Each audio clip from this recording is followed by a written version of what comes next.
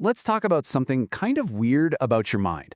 Have you ever stopped to notice that it almost always has an answer for everything?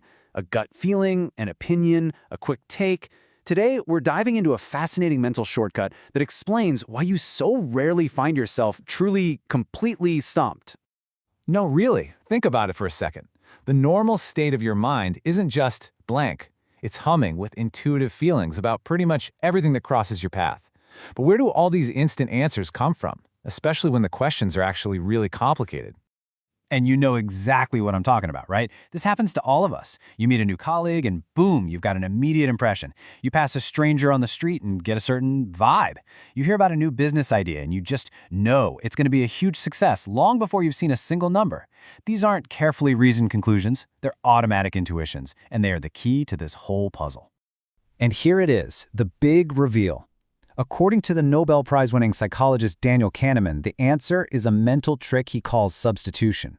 Honestly, it's one of the most fundamental things your brain does, and it's happening all the time, completely under the radar. Now, to really get what substitution is, we first have to talk about this other word, a heuristic. Just think of it like a mental rule of thumb. It's a simple little procedure your brain runs to find a good enough answer to a really hard question, and to find it fast. The goal isn't perfection, it's about getting an answer that's adequate, and getting it now.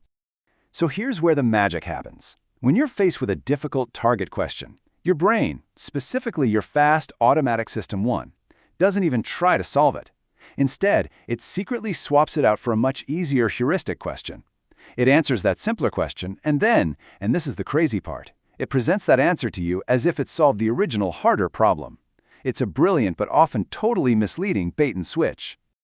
Now, I know this might sound a little abstract, but what if I told you that you can literally see substitution happen inside your own head? Let's look at a classic illusion that your brain just can't help but fall for. Okay, take a good look at these three figures walking down this corridor. The question is pretty simple. As they are printed right here on the page, is the figure on the far right larger than the one on the far left? I mean, the answer seems pretty obvious, doesn't it? Well, what if I told you they're identical? If you were to take a ruler and measure them on your screen, you would find they are the exact same size. What you just experienced is a powerful, powerful illusion. It's a perfect example of substitution. Your brain just tricked you. So what the heck just happened? Well, first, your brain automatically saw this flat 2D drawing as a 3D scene. It just does that. Then, it substituted the question I actually asked, which was a hard question about 2D size, with a much easier one. How tall are the people in this hallway? In the 3D world your brain just created, the person in the distance has to be a giant to look that big. And that's the answer your brain gave you, creating this powerful, unshakable illusion. What's so wild is that this substitution trick doesn't just work on our eyes, it happens with our emotions too. This next study shows how a simple, temporary feeling can get substituted for an answer about your entire life. So researchers ran a really clever survey with a bunch of German students. They asked them two very different questions. First, this big, complex, kind of philosophical question about their overall happiness. And second, a really specific, factual question about their dating life. Now, when they asked the happiness question first, the results were, well, pretty much what you'd expect. There was basically zero connection between how many dates a student had and how happy they said they were. Their love life just wasn't the first thing on their mind when they thought about their whole life. But then, the researchers did something so simple it's brilliant. For a different group of students, they just flipped the order of the questions.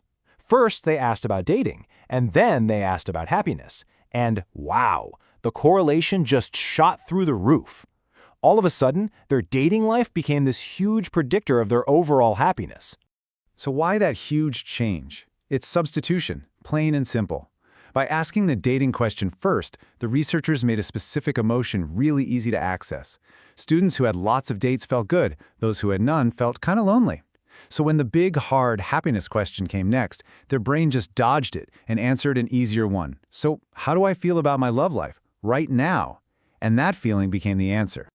This all leads us to an even bigger, broader concept, where our feelings about one little thing start to become our beliefs about, well, everything related to it.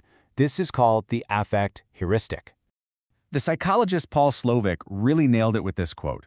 The affect heuristic is basically when your emotional response, your simple like or dislike of something, starts driving your beliefs about its risks and benefits. So if you feel good about something, you'll probably believe its benefits are high and its risks are low. And you'll do the exact opposite if you feel bad about it, often with zero actual evidence. And you see this everywhere once you start looking. Ask someone a difficult question like how much money to contribute to save a species, and their brain answers an easier one. How sad do I feel when I picture dying dolphins? Ask about a complex policy for punishing financial crimes, and what gets answered is, how angry do I feel about greedy bankers?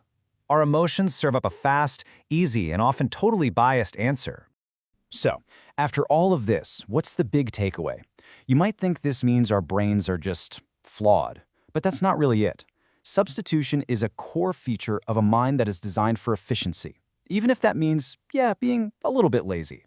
Here's how it all comes together. You have your automatic system 1, which is constantly generating these fast, intuitive answers by substituting easy questions for hard ones. And then you have your more thoughtful, but also much lazier, system 2. And most of the time, system 2 just goes along with it. It just endorses that quick answer without ever stopping to ask, hey, wait a minute, is that actually the answer to the question I was asked? And that leaves us with one last really important question for you to take with you. Knowing all this, the next time you have that powerful gut feeling, that immediate intuition about something complicated, a person, a decision, a big issue, just try to pause for a second. Ask yourself, what was the hard question I was supposed to be answering, and what's the easier question my brain just answered for me instead?